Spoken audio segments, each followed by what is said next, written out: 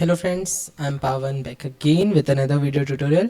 और इस बार हम पाइथन के बारे में पढ़ेंगे थोड़ा बहुत नहीं, बहुत बहुत कि पाइथन में लिस्ट स्लाइसिंग कैसे वर्क करता है, थोड़े और एडवांस लेवल पे। ठीक है, पिछले वीडियो में हमने कुछ इतना देखा था कि लिस्ट स्लाइसिंग का यूज़ करके हम start to end index print कैसे कर सकते हैं।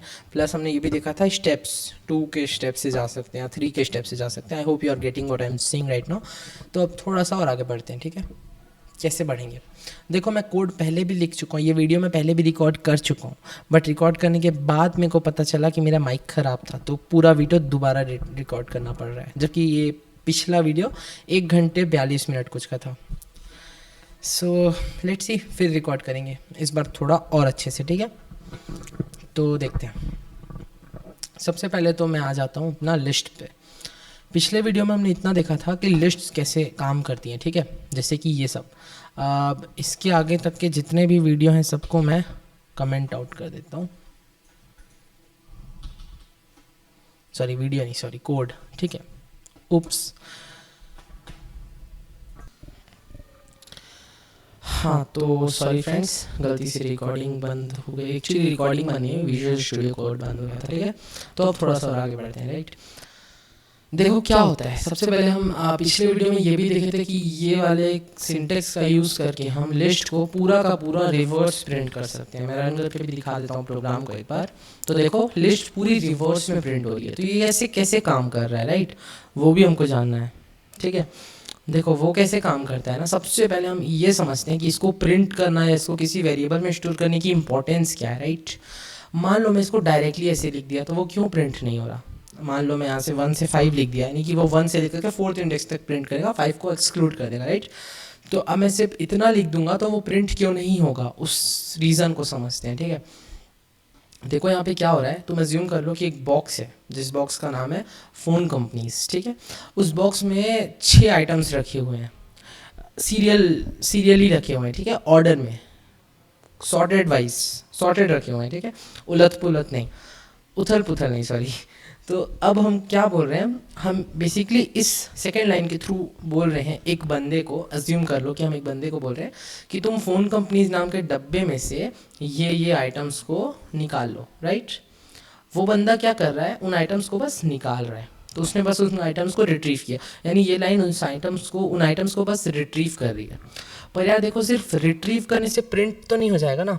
मान लो तुमको प्यास लगी है, तुम किसी को बोले कि तुमको पानी चाहिए, तो तुम्हारी प्यास बुझ तो नहीं जाएगी।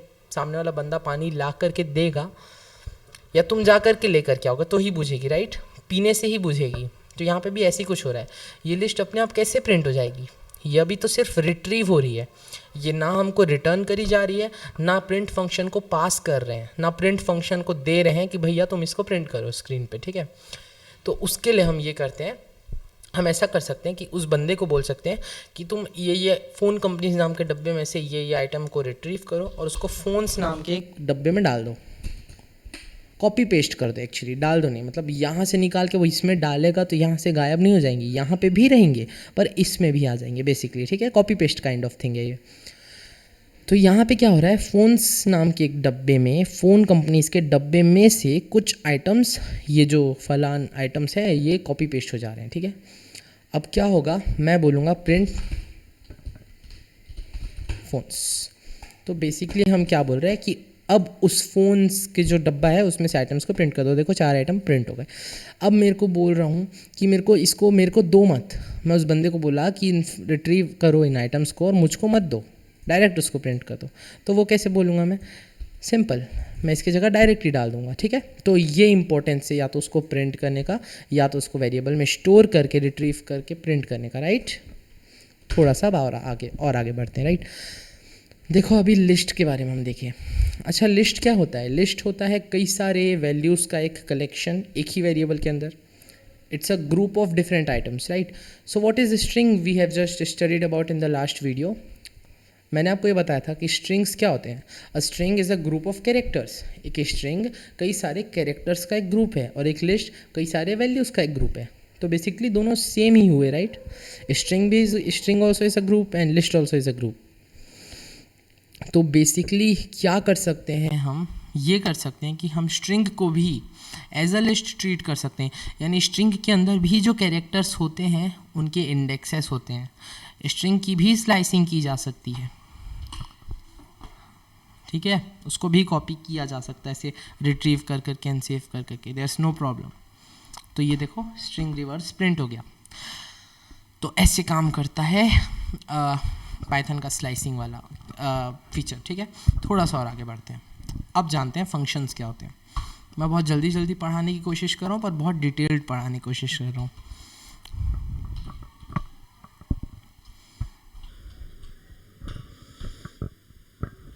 मान लो तुम एक प्रोग्राम बना रहे हो, राइट, ठीक है। मान लो तुम एक प्रोग्राम बना रहे हो, तुमको थ्रू आउट द प्रोग्राम कई बार, दसों हज़ारों बार हो सकता है तुमको मल्टीप्लिकेशन करने की ज़रूरत पड़े, या सॉरी एडिशन करने की ज़रूरत पड़े, ठीक है। तो तुम बेसिकली कौन सा कोड लिखोगे, यही वाला कोड। सबसे पहले एक वेरिएबल बनाया, वैल्यू असाइन किए, फिर उसको ऐड किए, फिर प्रिंट किए, राइट। मान लो तुमको यही चीज़ 10 बार करना है एक ही प्रोग्राम के अंदर, तो उसको 10 बार लिखोगे तुम, लाइक दिस, यप। और देखो डेफिनेटली हर बार सेम वैल्यूज़ पे तो ऑपरेशन करना नहीं पड़ेगा, वैल्यूज़ भी डेफिनेटली चेंज होंगी, बड़ी भी हो सकती हैं, छोटी भी हो सकती है, फ्लोट भी हो सकती है और इंट भी हो सकती है, ठीक है। तो ये प्रॉब्लम आ जाती है कि कई बार लिखना पड़ता है। तो बेसिकली मैंने बताया था कि वेरिएबल ऐसे कंटेनर होते हैं जो वैल्यूज़ को कंटेन कर सकते हैं, वैल्यूज़ को स्टोर कर सकते हैं। तो फंक्शंस क्या होते हैं, फंक्शंस ऐसे कंटेनर्स होते हैं जो पूरे के पूरे कोड को स्टोर कर सकते हैं, कोड को सेव कर सकते हैं, अपने अंदर पुट कर सकते हैं, ठीक है। तो अब देखते हैं फंक्शन एग्जैक्टली क्या होते हैं। मान लो ये चीज़ जो तुम बना रहे हो ऐड करने के लिए कई बार लिखना पड़ रहा है, तो उसका एक सॉल्यूशन है फंक्शन।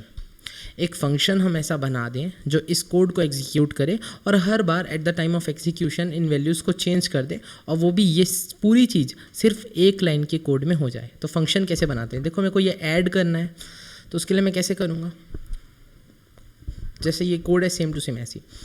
फंक्शन बनाने का सिंटेक्स क्या होता है, सबसे पहले हम लिखते हैं डेफ का यानी डिफाइन, डेफ ऐड, हमको एडिशन फंक्शन, देखो मैं वेरिएबल नेम क्रिएशन रूल्स बताया था कुछ, ठीक है। वैसे ही फंक्शन के भी कुछ नेम रखना ज़रूरी है और सेम रूल्स को फॉलो करना है। स्टार्ट नंबर से नहीं होगा, स्पेस बार नहीं दे सकते, ये सब। ऐड नाम रखो, प्लस नाम रखो, कुछ भी नाम रख सकते हो, बस कीवर्ड से मैच नहीं करना चाहिए और कुछ रूल्स को जो मैं बताया था उनको फॉलो करना चाहिए, ठीक है। फिर उसके बाद हमको देना है पैरेंथेसिस। आज तक हम जितने फंक्शंस देखे हैं प्रिंट, सब में पैरेंथेसिस होता है। इसके अंदर हम वैल्यूज़ पास करते हैं जिसमें वो ऑपरेशन करके हमको रिजल्ट देता है। जैसे प्रिंट में हम ये वैल्यू पास किए तो उसको वो प्रिंट कर दिया, ठीक है। तो ये चीज़ हमको यहाँ पे भी करना है। तो बेसिकली मैं बोला डेफ ऐड, फिर पैरेंथेसिस दिया, मैं बोला कि अभी इसको बस ऐसे ही एग्जीक्यूट करना है, इसके अंदर कोई वैल्यू पास नहीं करना है। और इस फंक्शन में क्या करना है, ये वाले कोड को, सॉरी ये वाला नहीं, ये वाले कोड को एग्जीक्यूट करना है इस फंक्शन के अंदर, ठीक है। Control X and then control we.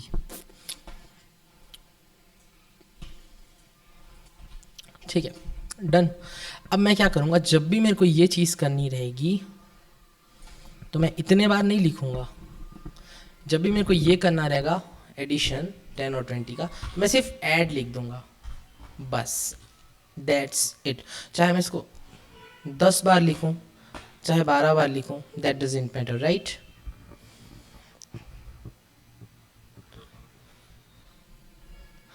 तो वो बस इतना करेगा कि वो उसको ऐड कर देगा, ठीक है। सो अभी के लिए कोड को ऐसे ही देखना पड़ सकता है। हाँ तो फ्रेंड्स ठीक है, तो पिछले वीडियो में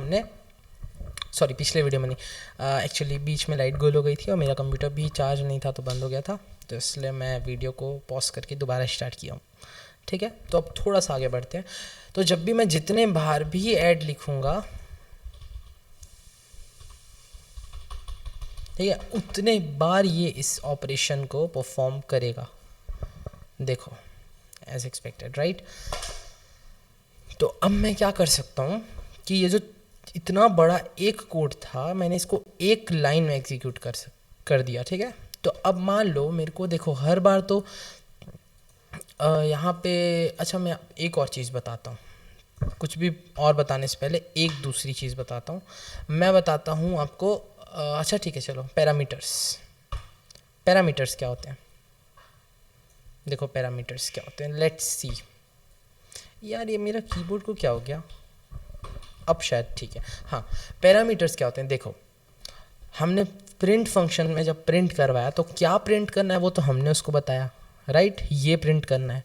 तो ये पैरामीटर है जो हम उसको बता रहे हैं कि यार बेसिस, मतलब इसको तुम अपना वो मानो, इनपुट मानो, और इसके बेसिस पे जो भी तुमको आउटपुट कर देना है वो दो। तो हम पैरामीटर दे सकते हैं। पैरामीटर यानी कुछ ऐसी वैल्यूज़ जिस पे उस ऑपरेशन उस फंक्शन को ऑपरेशन करना है, राइट। तो कैसे दे सकते हैं, देखो मैं यहाँ से ए और बी हटा देता हूँ और मैं बोलता हूँ कि ए और बी को तुम पैरामीटर में एक्सेप्ट करो। कैसे एक्सेप्ट करो, ए और बी, सिंपल एज दैट। मैं बोला तुम पैरामीटर्स के थ्रू दो वैल्यूज़ लो और उन पे एडिशन परफॉर्म करो, ठीक है। मैं यहाँ पे दे दिया 12 डन। प्रिंट इट, पहले सेव करना है फिर प्रिंट करना है।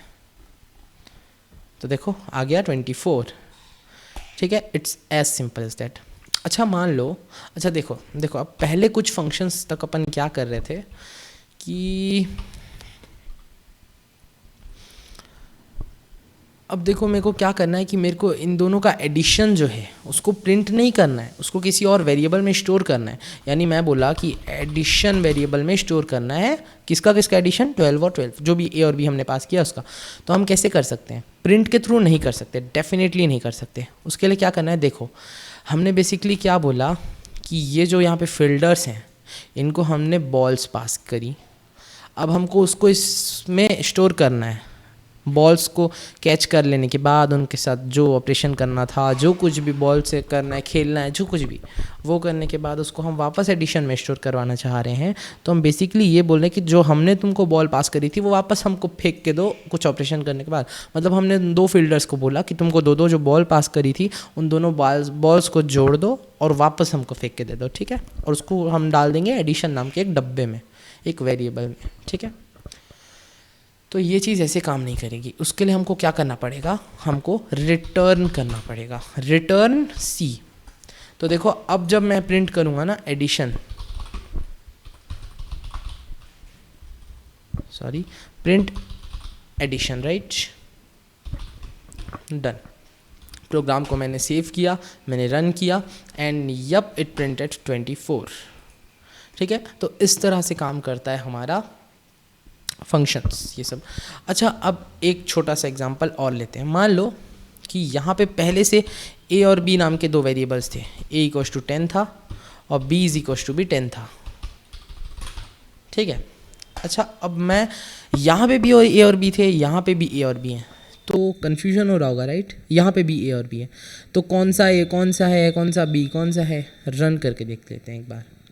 Let's run it and see it, okay. मैं रन किया तो क्या आ रहा है, B is not defined, okay. Let's see B is not defined, why B is not defined, B तो यहाँ पे डिफाइंड है, दिक्कत कहाँ आ रही है फिर, ओके। लाइन वन कहाँ,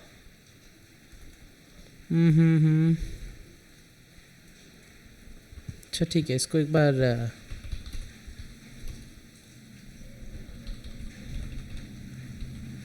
कायदे से इसमें एरर तो नहीं आना चाहिए था, एरर क्यों आ रहा है। लेट्स री रन दिस, दोबारा रन करते हैं। हाँ ठीक है, देखो अब एरर नहीं आया। तो वो 10 और 10 ये दोनों ए और बी को ऐड नहीं किया, वो दोनों ए और बी को ऐड किया जो हमने इसको यहाँ पे पास किया था। तो इसको बोलते हैं scope of a variable. Scope यानी कि किसी वेरिएबल का रीच कितना है, उस वेरिएबल की पहुँच कितनी है। बेसिकली यहाँ पे ये हो रहा है कि जैसे देखो एक कंपनी है, उस कंपनी का एक मालिक है और उस कंपनी के कई सारे सिटीज़ में ऑफिस है, राइट। अब हर सिटी के ऑफिस में, हर सिटी में मान लो एक ऑफिस है, तो हर सिटी के उस ऑफिस के एक बॉस होंगे। तो कंपनी का जो मालिक है, जो कंपनी के एम्प्लॉयज़ हैं, वो कंपनी के मालिक की भी बात सुनेंगे और उस ऑफिस के बॉस की भी बात सुनेंगे। पर प्रायोरिटी किसको देंगे, बॉस को कि मालिक को, कंपनी के मालिक को कि बॉस को, बॉस को डेफिनेटली, राइट। अब यहाँ पे क्या हो रहा है ना, ये जो ए और बी है ना, ये जो पैरामीटर में पास किए जा रहे हैं, इनको आप समझ लो ये कंपनी के मालिक हैं, और ये जो बाहर दिए हुए हैं ये दोनों समझ लो आप कंपनी के बॉसेस हैं। तो वो हमेशा प्रायोरिटी इन दोनों को देंगे। अच्छा मान लो मैं इन दोनों को रिमूव कर दूं और यहाँ पे कोई ऐसे पैरामीटर ना दूं तो क्या होगा? आंसर डेफिनेटली 20 आएगा। अब क्यों नहीं आया? ओके लेट्स सी। मेरा कीबोर्ड आज पक्का ख़राब हो चुका है, I am quite sure about that. चलो ठीक है अब रन करते हैं। चलो नहीं चलो अब ठीक रन करते हैं, ठीक है। 20 आंसर आ गया। तो देखो क्या हो रहा है ना, वो हमेशा प्रायोरिटी उसको देगा जो कि हम पैरामीटर में पास करेंगे, ना कि उसको जो हम यहाँ पे ग्लोबली। तो इसको बोलेंगे ग्लोबल वेरिएबल, इसको बोलेंगे ये जो पैरामीटर में पास किए जाते हैं या फिर जो फंक्शन के अंदर बनाए जाते हैं उनको बोलेंगे लोकल वेरिएबल, राइट। हाँ, हम इन लोकल वेरिएबल्स की वैल्यू को चेंज भी कर सकते हैं inside of a function. a is equals to 10, b is equals to 10, there's no problem। यहाँ पे क्या हो रहा है, यहाँ पे वो हमेशा जो है प्रायोरिटी किसको देगा? इन दोनों को। तो हमेशा एक चीज़ हमको प्रायोरिटी ऑर्डर को याद रखना है, ठीक है। यहाँ पे हम इसको दो पैरामीटर्स पास कर देते हैं 21 और 21। प्रायोरिटी हमेशा किसको देगा? वो अंदर वाले को, ना कि बाहर वाले को, राइट। रन किया मैंने प्रोग्राम को तो आंसर आ गया 20, क्योंकि उसने अंदर वाले को दिया। तो हमेशा प्रायोरिटी ऑर्डर कैसा होता है?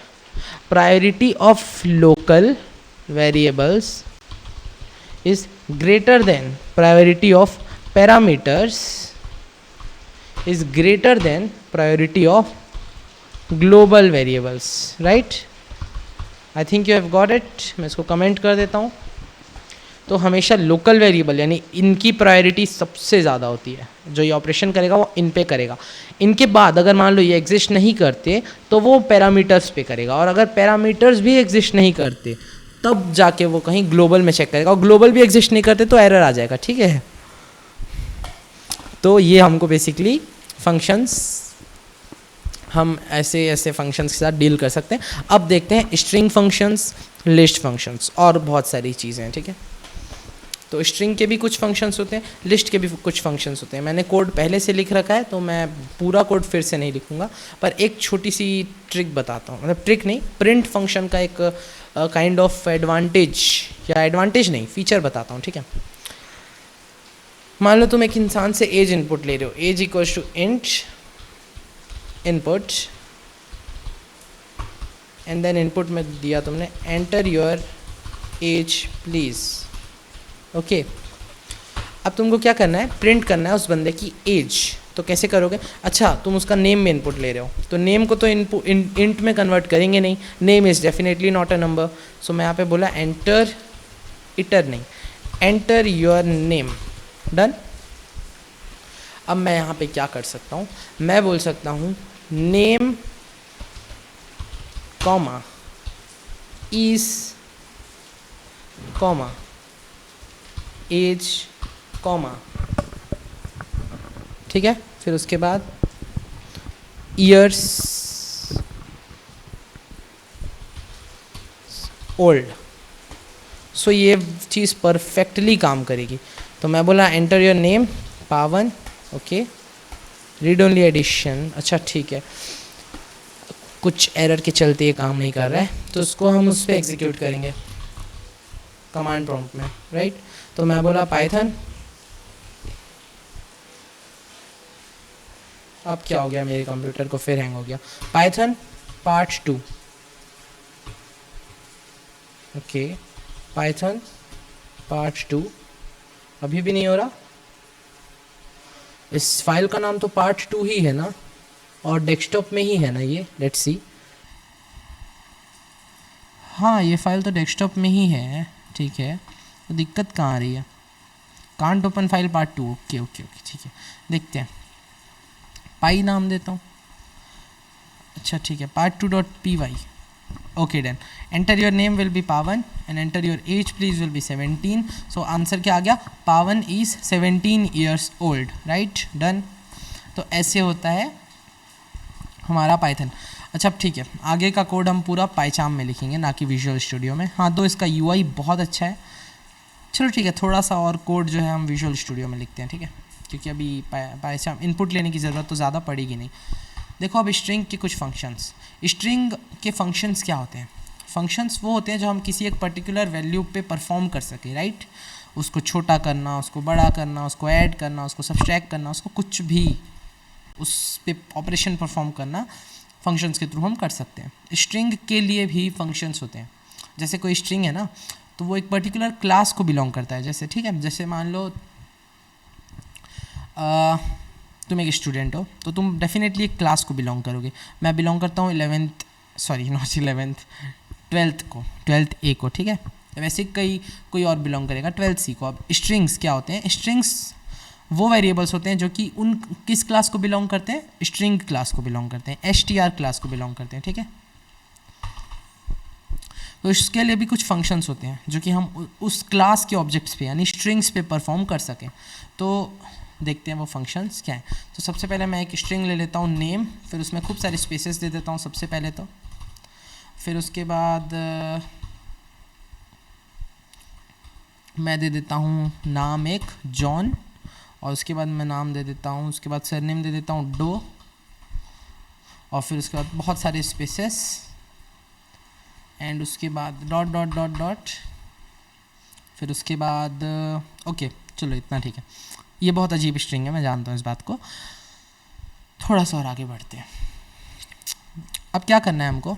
स्ट्रिंग के कई सारे फंक्शंस होते हैं, वो हम कैसे परफॉर्म कर सकते हैं स्ट्रिंग के ऊपर? पहले स्ट्रिंग वेरिएबल का नाम लिखेंगे, फिर डॉट लगाएंगे, और फिर जो भी फंक्शन यूज़ करना है, count, ends with, and then it is a num, is alpha, is ASCII, is decimal, is digit, is identifier, is lower, is numeric, is printable, बहुत सारे फंक्शंस है, ठीक है।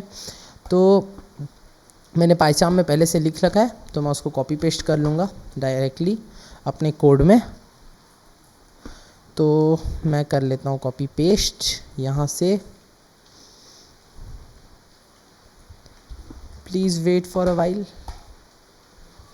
कंट्रोल वी, एंड देन देखो। तो basically कौन कौन से फंक्शंस होते हैं स्ट्रिंग के? स्ट्रिंग फंक्शंस कौन कौन से होते हैं? Upper, lower, capitalize, title, count, replace, और भी बहुत सारे होते हैं, ठीक है। L strip, R strip, strip, swap case होता है, एंड स्विथ होता है, काउंट होता है, बहुत सारे होते हैं। एक एक करके देखते हैं होता क्या है ये। देखो सबसे पहले तो मैं अपर फंक्शन के इन सब के बारे में बताता हूँ, प्रिंट करता हूँ, इन सब का रिजल्ट आपको दिखाता हूँ, ठीक है। मैं कंट्रोल एस से सेव किया, मैं इसको रन किया। Code is already running, nope it's not.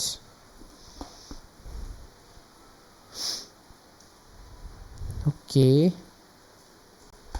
ठीक है, एक काम करते हैं, इसमें वैसे भी इनपुट लेने में दिक्कत तो आनी है, पाइचार्म से ही डायरेक्टली रन करते हैं, ठीक है।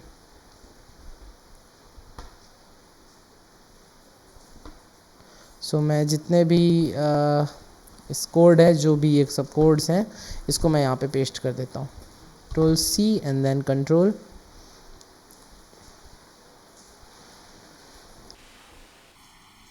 अभी आप आगे के कोड्स को प्लीज़ ध्यान ना दें, अभी जो वही ध्यान दें जो मैं बता रहा हूँ। सो सबसे पहले मैं इसको रन करूँगा, इसका आउटपुट देखते हैं। मैं रन किया, एक्चुअली मेरे को पार्ट 2 को रन करना है, तो मैं रन पार्ट 2 करूँगा।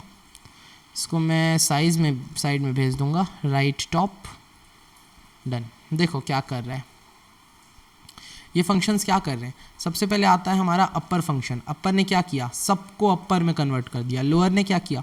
सबको लोअर में। अच्छा है, हाँ एक और चीज़ मैं आपको बाद में बताऊंगा। कैपिटलाइज फंक्शन ने क्या किया? देखो उसने कुछ नहीं किया। क्यों नहीं किया? But you may notice that इसमें एक दिक्कत हुई है कैपिटलाइज में, ये डो स्मॉल में कन्वर्ट हो गया, जे स्मॉल में कन्वर्ट हो गया। अच्छा एक काम करते हैं, यहाँ पे स्मॉल ए डाल देते हैं, ठीक है। अब देखते हैं क्या होता है। देखो ये जो स्मॉल ए था ये बिग ए में कन्वर्ट हो गया। कैपिटलाइज फंक्शन क्या करता है, एक पास्ड स्ट्रिंग के सिर्फ फर्स्ट कैरेक्टर को कैपिटल कर देता है और बाकी सभी कैरेक्टर को स्मॉल कर देता है, ठीक है। तो ये काम है कैपिटलाइज का। अब देखो टाइटल फंक्शन ने क्या किया। टाइटल फंक्शन ने उस स्ट्रिंग के जितने भी वर्ड्स हैं, ठीक है, जितने भी उस स्ट्रिंग के अंदर वर्ड्स हैं, सब के पहले लेटर को कैपिटल किया और बाकी सभी लेटर को उसने स्मॉल कर दिया। तो ये होता है टाइटल फंक्शन का काम। फिर होता है आर स्ट्रिप। आर स्ट्रिप क्या करता है, राइट में जितने भी एक्स्ट्रा स्पेसेस होते हैं, जैसे मैं यहाँ पे अगर स्पेसेस दे दूंगा तो इन स्पेसेस को हटा देगा। अभी मैंने स्पेसेस दिए नहीं थे तो कोई फ़र्क नहीं पड़ा। अच्छा यहाँ पे देखो, यहाँ पे तो स्पेसेस हैं, ये कैसे काम करता है, ये स्ट्रिंग के बीच के स्पेसेस को नहीं हटाएगा, सिर्फ उनके आजू बाजू के स्पेसेस को हटाएगा। एल स्ट्रिप क्या करेगा, लेफ्ट के स्पेसेस को हटाएगा, और इसने हटाया भी, देखो यहाँ पे कोई एक्स्ट्रा स्पेसेस नहीं है अब जो कि इसमें है, ठीक है। स्ट्रिप क्या करेगा, दोनों साइड्स के स्पेसेस को हटा देगा, एल स्ट्रिप को भी और आर स्ट्रिप को भी, ठीक है। नंबर ऑफ स्पेसेस क्या है, नेम डॉट काउंट स्पेस। तो ये क्या करता है, एक स्ट्रिंग के अंदर एक पर्टिकुलर कैरेक्टर को या स्ट्रिंग को काउंट करता है कि उसके कितने ऑकरेंसेस हैं, और हमको एक पर्टिकुलर नंबर रिटर्न करता है, ठीक है। अब आते हैं रिप्लेस फंक्शन में। तो रिप्लेस क्या करेगा, एक पर्टिकुलर कैरेक्टर को एक नए कैरेक्टर से रिप्लेस कर देगा। मान लो हमको कैपिटल डी को रिप्लेस करना है स्मॉल डी से, तो वो मैं क्या करूँगा, ओल्ड रिप्लेस देती हूँ, name dot replace capital D with small D. मैं रन करता हूँ कोड को एक बार, देखो क्या हो रहा है यहाँ पे, सॉरी स्मॉल डी नहीं, small W, capital W I mean, उससे रिप्लेस हो गया। Case is swapped, case is swapped ये क्या करता है, जितने भी लोअर केस कैरेक्टर हैं उनको अपर केस में कर देगा, जितने भी अपर केस हैं उनको लोअर केस में कर देगा, ठीक है। अब इस पे आते हैं, does contain a space as the last character. ये एंड्स विथ फंक्शन का काम ये है कि ये चेक करता है कि एक पर्टिकुलर स्ट्रिंग जो है वो क्या किसी एक पर्टिकुलर कैरेक्टर से एंड हो रही है, और उस बेसिस पे या तो ये ट्रू रिटर्न करेगा या तो ये फॉल्स रिटर्न करेगा। यहाँ पे फॉल्स रिटर्न किया क्योंकि जो हमारी स्ट्रिंग है वो स्पेस से नहीं एंड हो रही, वो डॉट से एंड हो रही है, राइट।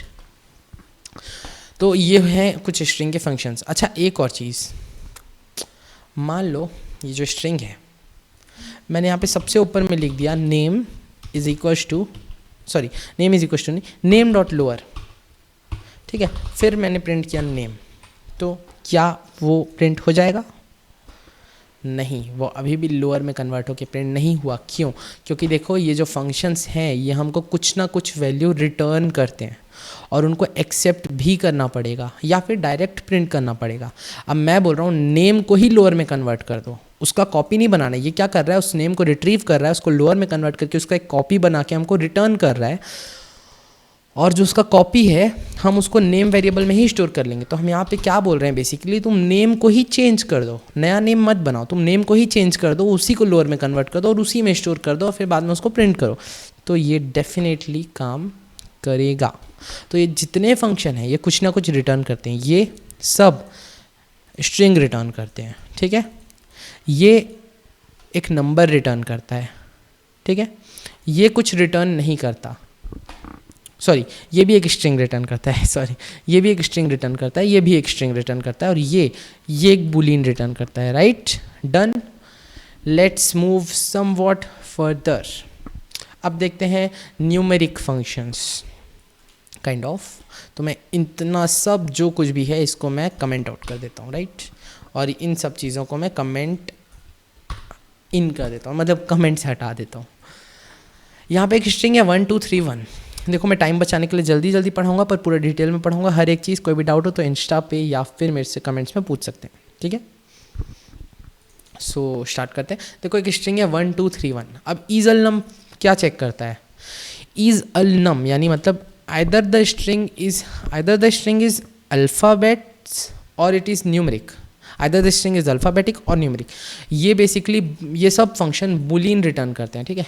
एक बात याद रखना, जो भी फंक्शन is से चालू हो रहा है वो हमेशा बूलियन ही रिटर्न करेगा और कोई वैल्यू रिटर्न नहीं करेगा, राइट, समझ गए, okay, got it. Let's move on. तो ईजल नम क्या करेगा, चेक करेगा कि एक स्ट्रिंग में या तो सिर्फ अल्फ़ाबेट्स होने चाहिए या तो नंबर होने चाहिए। मैं जब इसको रन करूँगा तो पहला क्या ट्रू होगा, प्रिंट होगा ट्रू। ट्रू क्यों, क्योंकि इसमें सिर्फ नंबर्स हैं, या तो अल्फ़ाबेट्स हैं या तो नंबर्स हैं। अल्फ़ाबेट्स नहीं है, इसमें नंबर्स हैं।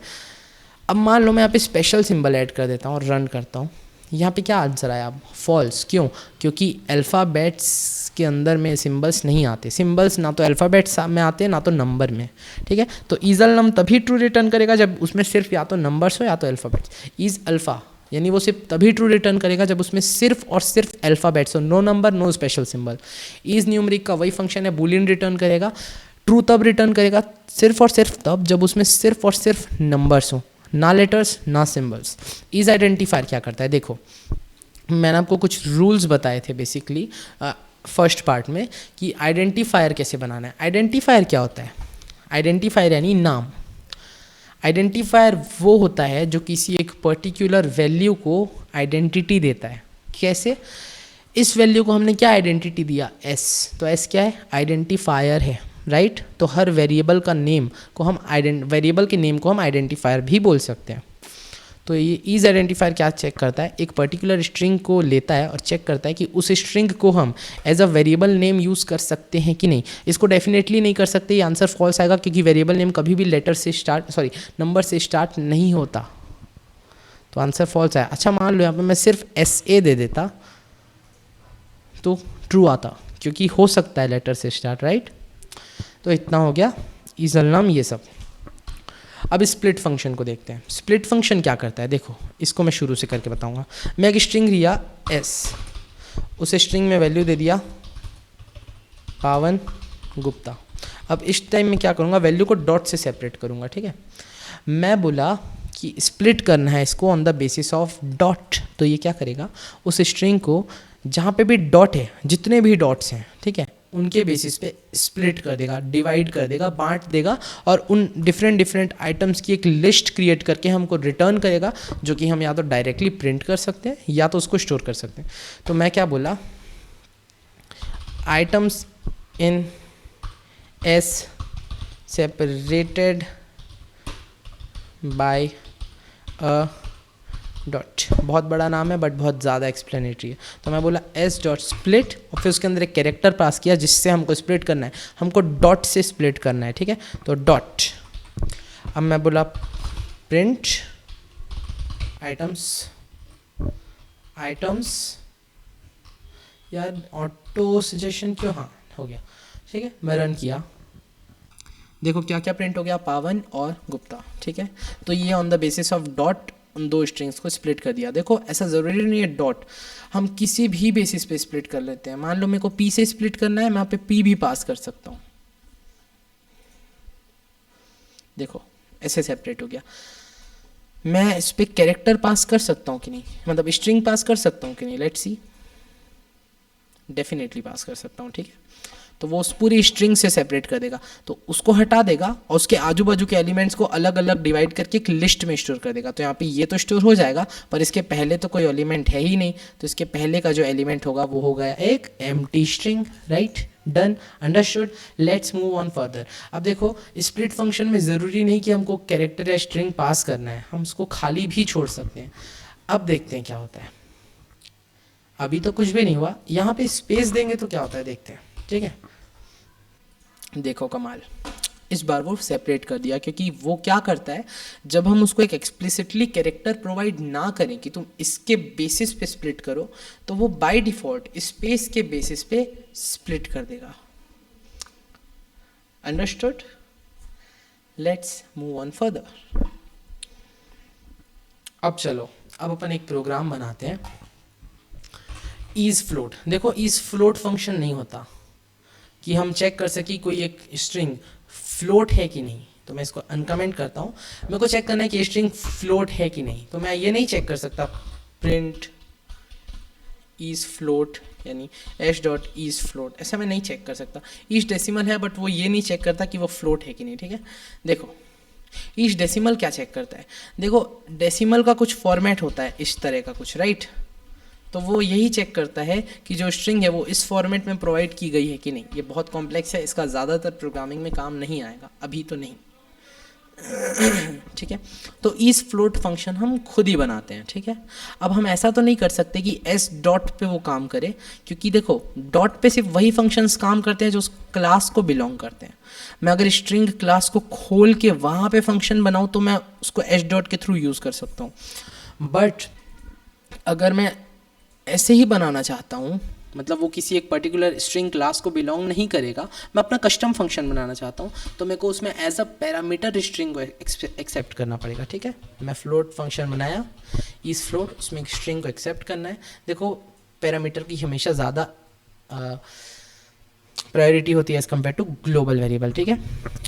थोड़ा सा आगे बढ़ते हैं। अब देखो, मेरे को क्या करना है, मेरे को चेक करना है कि जो स्ट्रिंग है उसमें डॉट है कि नहीं, और अगर है तो एग्जैक्टली एक ही डॉट होना चाहिए, ना एक से ज़्यादा ना ही एक से कम, क्योंकि देखो कोई भी फ्लोट ऐसा नहीं होता, ठीक है।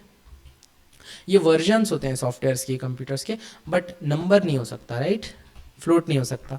तो कोई भी फ्लोट में हमेशा एक ही डॉट होता है, ठीक है।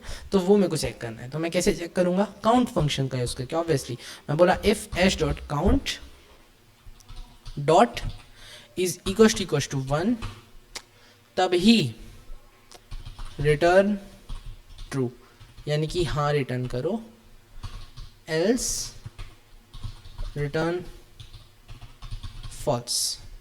रन करते हैं, चेक करते हैं, इज फ्लोट एस,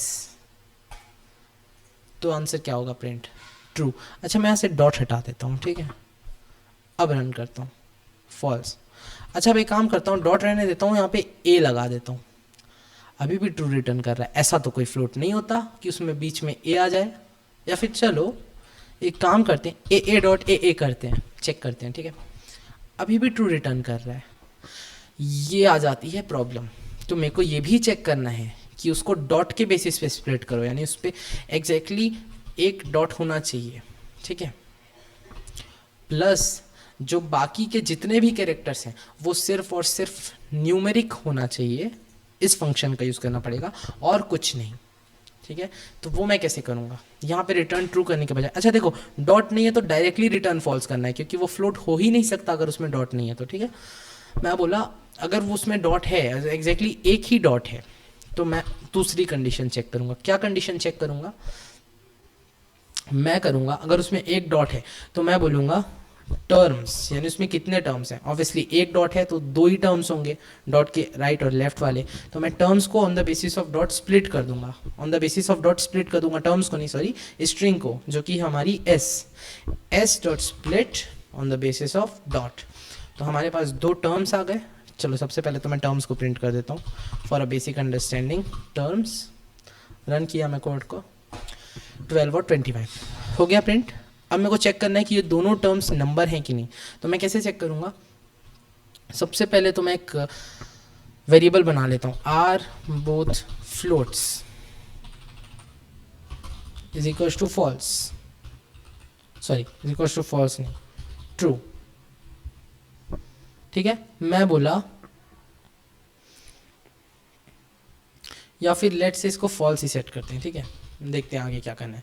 मैं बोला फॉर आई इन टर्म्स, ठीक है। आई थिंक मैंने आपको कल वाले ट्यूटोरियल में फ्लोट्स के बारे में पढ़ाया होगा, बताया होगा, आई गेस, कि नहीं बताया था। ओहो ये तो फिर दिक्कत वाली बात है। लेट्स सी मैंने बताया है कि नहीं बताया।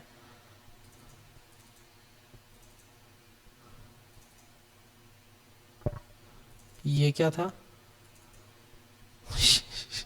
ओके ठीक है, चलो देखते हैं। अगर मैं नहीं बताया होगा तो मैं डेफिनेटली नेक्स्ट वीडियो में बता दूंगा, कोई दिक्कत वाली बात नहीं।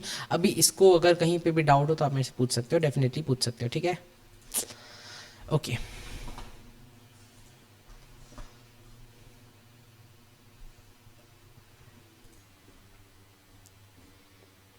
हाँ तो यहाँ पे मैं बोला फॉर आई इन टर्म्स, या फिर मैं देता हूँ आई नहीं, मैं ना थोड़ा एक्सप्लेनेटरी नाम देता हूँ, ठीक है।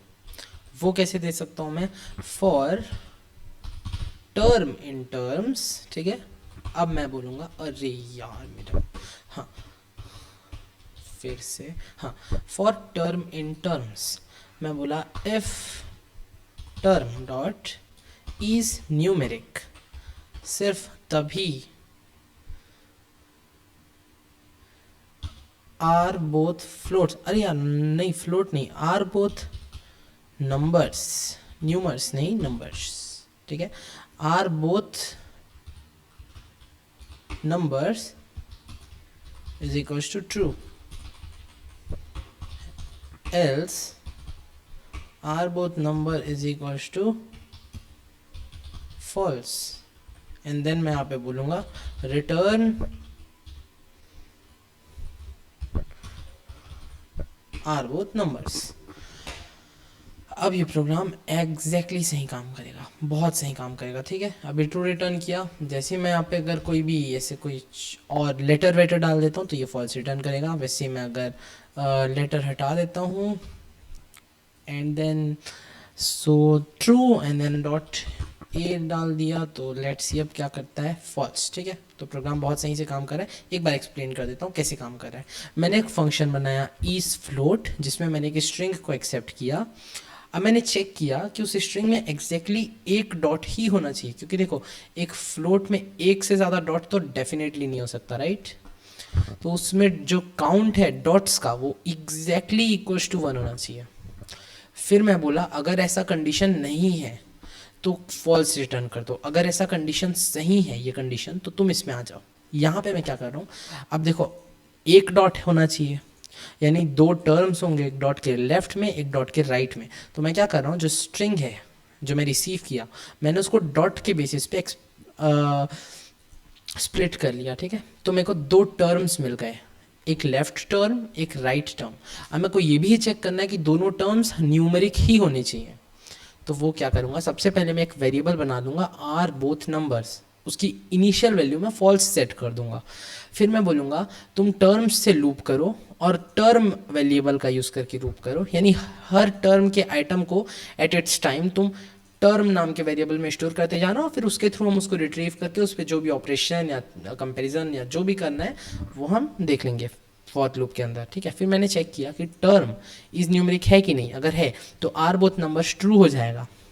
फिर वो नेक्स्ट टर्म में जंप करेगा, अगर वो भी न्यूमेरिक है तो ट्रू हो जाएगा, अगर वो कहीं से भी नंबर निकला तो वो फॉल्स हो जाएगा।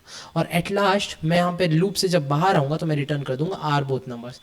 इन this case are both number was at last it was false, at least in this case it was true, okay. So वो ट्रू रिटर्न करेगा और अपना प्रोग्राम इस फ्लोट का बन चुका है। कोई भी डाउट हो तो एज आई सेड इंस्टा पे आप मैसेज पे या फिर कमेंट्स पे पूछ सकते हैं, ठीक है। सो थोड़ा सा और आगे बढ़ते हैं। अब देखते हैं स्ट्रिंग के फंक्शंस, तो खूब सारे देख लिए। अब देखते हैं लिस्ट के फंक्शंस, ठीक है। ये बहुत ज़्यादा इंटरमीडिएट वाला भी नहीं है कोर्स,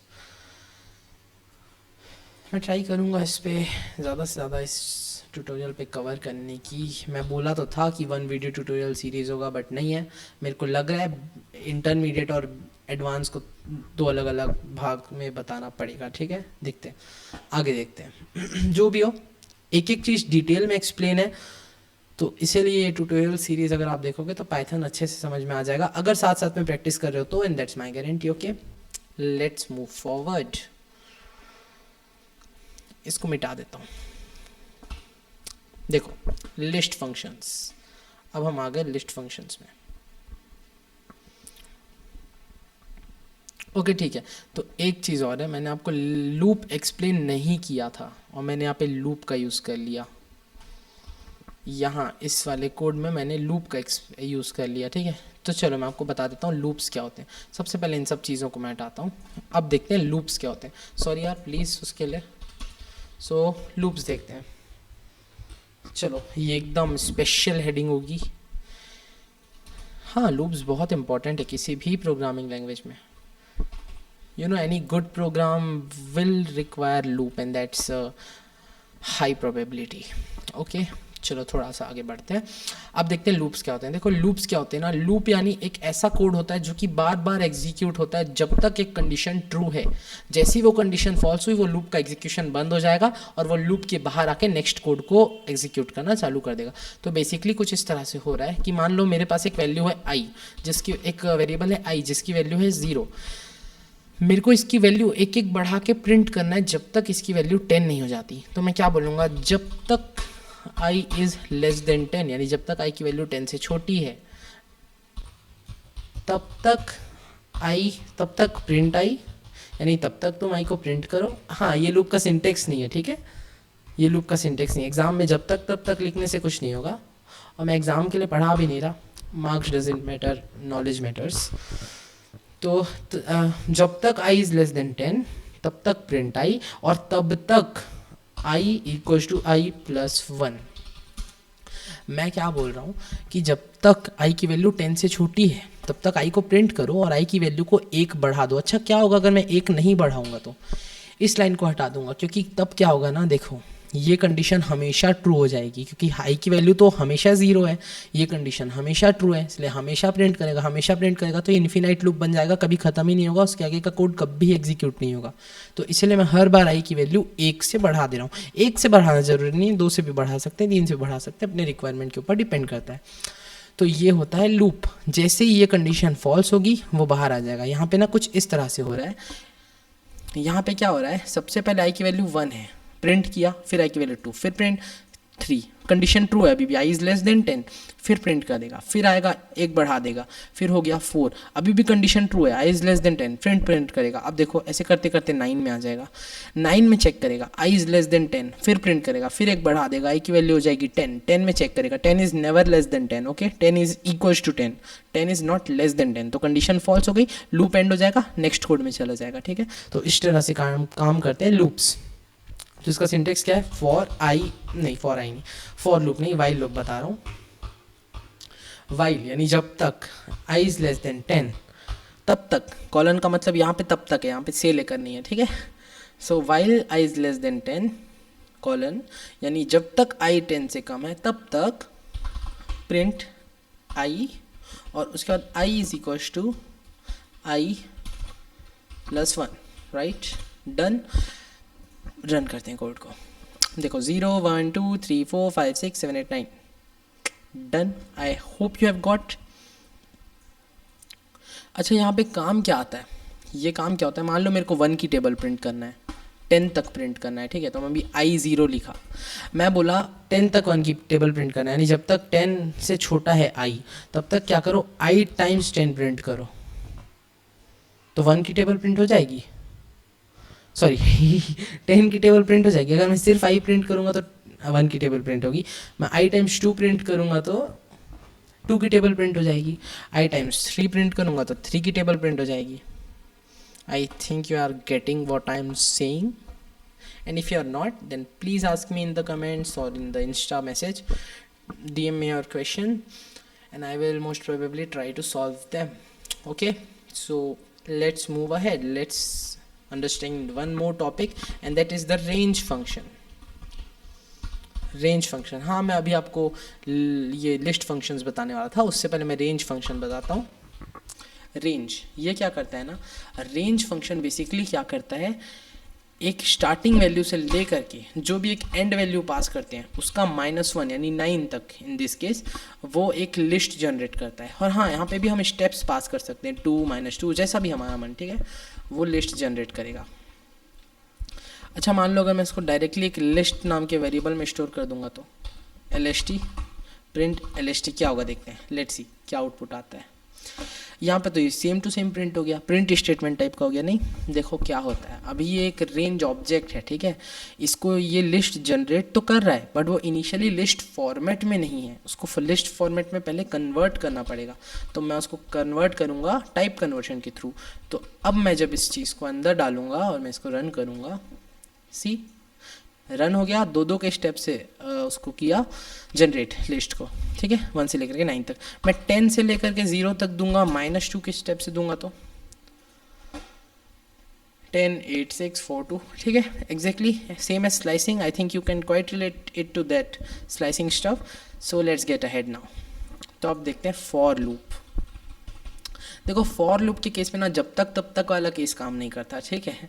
फॉर लूप थोड़ी सी अलग है। कैसे अलग है, फॉर लूप क्या करती है, उसको हमको एक लिस्ट देना पड़ता है और जब तक उस लिस्ट में आइटम है, फॉर लूप एक एक आइटम से इटरेट करता है, एक एक आइटम से होते हुए गुजरता है। और जैसे मान लो अभी पर्टिकुलरली वो किसी एक ith आइटम पे है तो वो एक वेरिएबल में उस ith आइटम की वैल्यू को असाइन कर देता है और फिर हम उस आइटम्स पे ऑपरेशन परफॉर्म कर सकते हैं। अच्छा देखो, एक और चीज़ मैं बता देता हूँ, लिस्ट जो होती है ना वो की वैल्यू पेयर्स में होती हैं। जो लिस्ट्स होती हैं, स्ट्रिंग्स होती हैं, वो की वैल्यू पेयर में होती है। जैसे मान लो मैं एक लिस्ट बनाया 1 2 3, नहीं, इसकी लिस्ट नहीं, कैरेक्टर्स की ABC। तो देखो यहाँ पे की क्या है, की है 0th नंबर पे यानी 0th इंडेक्स पे A, इंडेक्सेस को ही यहाँ पे हम की मान सकते हैं, ठीक है। 1th इंडेक्स पे B, ठीक है, सेकेंड इंडेक्स पे C, कुछ इस तरह से। तो ये जो होती हैं इंडेक्सेस होते हैं ना, ये की होते हैं, और ये जो होते हैं ना, ये वैल्यूज़ होते हैं, ठीक है। You have got the basic understanding of की वैल्यू पेयर्स। तो बस इतना ही बताना था। ऐसे स्ट्रिंग में भी होता है, ठीक है। स्ट्रिंग में भी ये एक एक कैरेक्टर को जो इंडेक्स होता है उसको, वो उसका की होता है। जैसे देखो, उसकी की का यूज़ करके हम उसकी वैल्यू के एग्जेस करते हैं, राइट। जैसे एक लिस्ट बनाया था जो मैं अभी अभी, ये क्या हो गया, लिस्ट गई लग रहा है।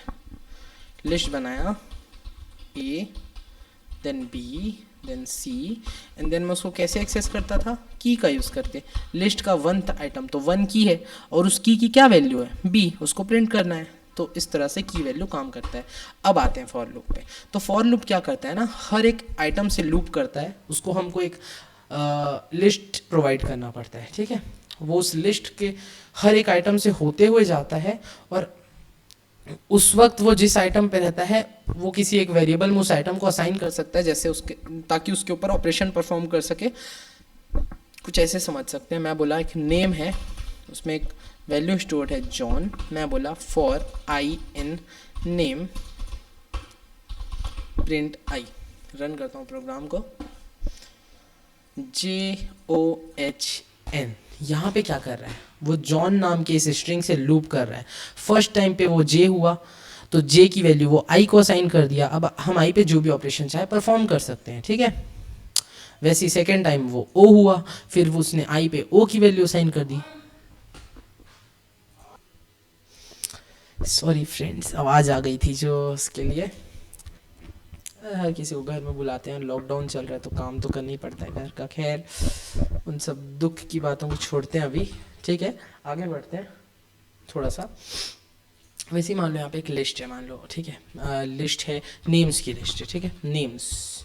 इसमें नेम्स है जॉन, एक इंडियन नेम ले लेते हैं, हर्ष, एक और नेम ले लेते हैं। मैं अपने फ्रेंड्स को शाउट आउट दे रहा हूँ एक्चुअली, काइंड ऑफ, ठीक है। एक और नेम ले रहे हैं, मेरा ही नाम ले लेते हैं, चलो, ठीक है।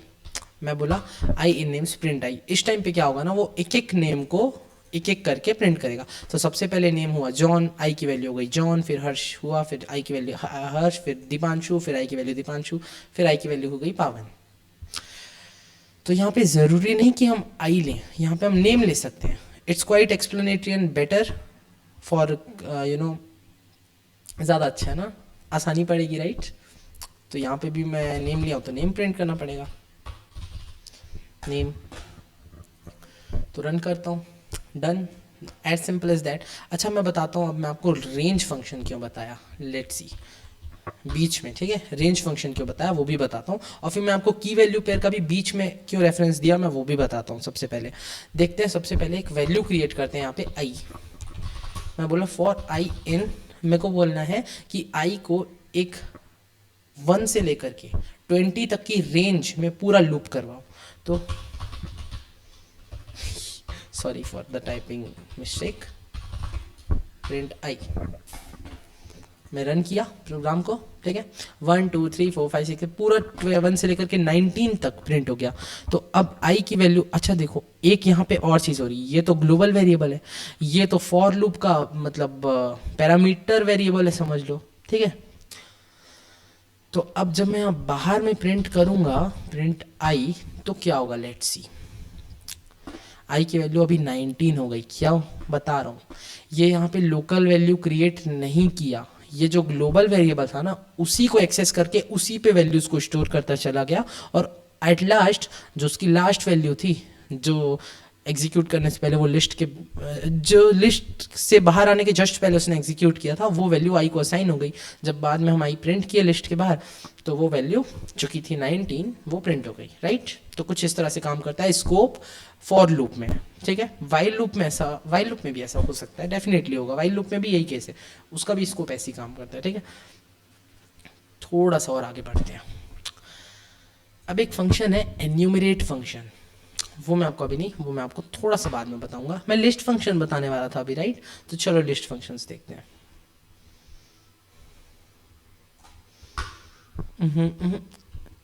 ये नहीं, हाँ ये एक लिस्ट है, ये उसको मैं प्रिंट कर रहा हूँ। देखो अब कुछ फंक्शंस होते हैं जैसे append, sort, insert, remove, copy, pop और रिवर्स, एक्सटेंड, ठीक है। ये क्या होता है देखो मैं बताता हूँ। सबसे पहले तो रन करता हूँ, थोड़ा बहुत आइडिया आपको खुद ही हो जाएगा देख के। सबसे पहले एज इट इज़ ये लिस्ट प्रिंट हो गई, राइट। अब उसमें हमने एक कैरेक्टर को अपेंड कर दिया, एक आइटम अपेंड कर दिया। ज़रूरी नहीं है, कुछ भी आइटम अपेंड कर सकते हैं हम, ठीक है। ज़रूरी नहीं कि एक लेटर या एक कैरेक्टर या एक स्ट्रिंग अपेंड करना है, कुछ भी अपेंड कर सकते हैं। मैं अपेंड कर दिया, यानी उसमें एक कैरेक्टर को at the last index of the string मैंने ऐड कर दिया। फिर मैंने प्रिंट किया। अच्छा देखो, अपेंड जो है ना वो कोई वैल्यू वो ऐसे रिटर्न नहीं करता, वो डायरेक्टली स्ट्रिंग का रेफरेंस लेता है, डायरेक्टली उसी स्ट्रिंग पे परफॉर्म कर देता है। वैसे ही सॉर्ट ये भी रिटर्न नहीं करता, ठीक है, ये डायरेक्टली सॉर्ट कर देता है स्ट्रिंग को, ठीक है। So there is no problem in that. And then insert क्या करता है, इंसर्ट किसी एक पर्टिकुलर इंडेक्स पे किसी एक पर्टिकुलर वैल्यू को इंसर्ट कर सकता है। मैं थर्ड इंडेक्स पे अगर इंसर्ट कर रहा हूँ तो थर्ड इंडेक्स पे z इंसर्ट हो जाएगा, और जो थर्ड इंडेक्स पे था यानी c जो था वो एक एक इंडेक्स आगे शिफ्ट करता चला जाएगा, ठीक है। तो कुछ इस तरह से काम करती है इंडेक्सिंग। तो ये थी इसकी लिस्ट की प्रक्रिया, ठीक है, ऐड करने की, ठीक है, इंसर्ट करने की, सॉरी ऐड करने की। ऐड तो यानी अपेंड होता है, वो at the last index add करता है। इंसर्ट जो है वो बीच में कहीं पे भी किसी भी इंडेक्स में कोई भी वैल्यू इंसर्ट कर सकता है, राइट। अब देखते हैं रिमूव फंक्शन, ठीक है। तो रिमूव फंक्शन क्या करता है, रिमूव फंक्शन ये करता है लिस्ट में से कि देखो जब मैंने जी इंसर्ट किया उसके बाद जब मैंने रिमूव फंक्शन को कॉल किया तो वो क्या करेगा, देखो वो ये करेगा कि वो जो भी हम वैल्यू पास करते हैं, चाहे फिर वो स्ट्रिंग हो, जो भी आइटम हम पास करेंगे वो उस लिस्ट में से उस आइटम को रिमूव कर देगा, ठीक है। उस आइटम को वो उस लिस्ट में से रिमूव कर देगा, उस आइटम के फर्स्ट इंस्टेंस को। मान लो यहाँ पे दो ए है ना, तो वो क्या करेगा, एक बार हम रिमूव करेंगे ना तो एक ही ए को रिमूव करेगा, दोनों ए को रिमूव नहीं करेगा, ठीक है। कुछ इस तरह से रिमूव फंक्शन काम करता है। देखो यहाँ पे भी दो ए थे, मेरे को दो बार रिमूव करना पड़ा, एक्चुअली दो बार नहीं, यहाँ पे कुछ एरर भी आ रहा है आई थिंक, देखता हूँ बाद में इस एरर को मैं। तो अब मैं आगे बढ़ता हूँ थोड़ा सा। List dot copy function, list dot copy function कुछ नहीं है, ये एक लिस्ट को एज इट इज़ उठा के दूसरी लिस्ट पे कॉपी कर देता है, जिसकी ज़रूरत भी नहीं है। मेरे को कोई दूसरी लिस्ट बनाना है तो LST1 = LST कर सकता हूँ मैं डायरेक्ट, उसमें भी कोई दिक्कत नहीं है, ठीक है। So this is how we work with it. Copy function actually एक लिस्ट रिटर्न करता है, और कौन सी रिटर्न करता है पता है, लिस्ट, वो उसी लिस्ट को रिटर्न कर देता है। एक्चुअली ऐसा भी नहीं है मैं एक लिस्ट बनाया LST1, अच्छा ठीक है, चलो कॉपी फंक्शन इतना ही, कॉपी फंक्शन का ज़्यादा वो नहीं है महत्व अभी अपने ट्यूटोरियल में। पॉप फंक्शन क्या है, पॉप फंक्शन भी रिमूव करता है, पर रिमूव फंक्शन क्या करता है, किसी एक वैल्यू को रिमूव करता है, राइट। पॉप फंक्शन किसी एक इंडेक्स की वैल्यू को रिमूव करता है। यहाँ पे हमको वैल्यू पास करना पड़ रहा था, यहाँ पे हमको इंडेक्स पास करना पड़ रहा है। अब देखो क्या है, रिमूव फंक्शन तो रिटर्न नहीं करता कुछ, पर पॉप फंक्शन एक वैल्यू रिटर्न करता है। क्या रिटर्न करता है, जिस इंडेक्स की वैल्यू उसने डिलीट करी है उस वैल्यू को वो हमको रिटर्न भी करता है और डिलीट भी कर देता है, ताकि हमको पता भी चल सके कि उस इंडेक्स पे कौन सी वैल्यू थी और उसने क्या डिलीट किया, ठीक है, राइट। सो इस तरह से वो काम करते हैं। तो मैंने यहाँ पे जब किया था लिस्ट डॉट पॉप 3, उस वक्त 3 पे डी था और D is removed from the list, फिर उसके बाद लिस्ट प्रिंट हो गई जैसा कि मैंने यहाँ पे बोला है, राइट। स्ट्रिंग जो रिवर्स फंक्शन है रिवर्स करता है, इसमें भी ये कुछ रिटर्न नहीं करता है, डायरेक्टली उसको रिवर्स कर देता है। एक्सटेंड क्या करता है, उस लिस्ट में एक और लिस्ट को ऐड कर देता है, इसको भी रिटर्न नहीं करवाना पड़ता, वो डायरेक्टली कर देता है, ठीक है, डन। तो लिस्ट तो हमारा कंप्लीट हो गया, तो अभी के लिए इतना तो कंप्लीट हो गया। सो अब देख सकते हैं डिक्शनरीज, ट्यूपल्स और लिस्ट कॉम्प्रीहेंशंस। यार मैं जो बोला था 1 वीडियो ट्यूटोरियल वो तो नहीं हो पाएगा, वाकई बहुत वास्ट टॉपिक है, डिटेल में समझाना पड़ रहा है इसलिए और टाइम लग रहा है। तो ये वीडियो ऑलरेडी 1 घंटे की हो चुकी है अप्रॉक्सीमेटली, तो इतने में रुकते हैं। लिस्ट कॉम्प्रीहेंशन जो कि है वो बहुत अच्छा टॉपिक है, कई सारी लाइन्स के कोड को वो एक लाइन में सम अप कर सकता है और लिस्ट्स को जनरेट कर सकता है इन एन ऑसम वे। तो लिस्ट कॉम्प्रीहेंशन मत मिस करना। See you in the next video, till then good bye.